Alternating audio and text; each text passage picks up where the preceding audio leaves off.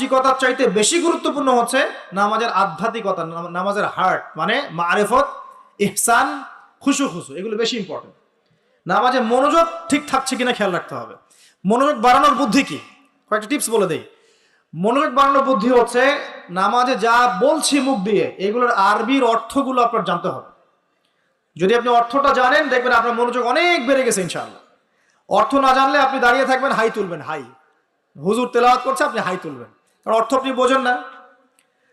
একটু একটু খেয়াল করেন, একটা এক্সাম্পল খেয়াল করেন। মনে করেন আপনার মা অসুস্থ, নাউজুবিল্লাহ, আপনার বাবা অসুস্থ, আল্লাহ না করুক, বা আপনাদের ছেলে সন্তান, মেয়ে সন্তান অসুস্থ। এখন আপনি কোনো উপায় নাই, ডাক্তার বলছে যে খুব সিরিয়াস অবস্থা, হয় না এমন মাঝে মাঝে?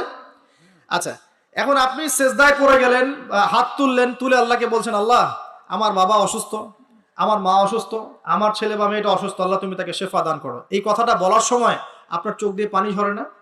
ফিলিংস আসে না? এই ফিলিংসটা কেন আসে? কারণ আপনি যা বলছেন আল্লাহকে সেটা আপনি উপলব্ধি করতে পারেন, ফিল করতে পারেন।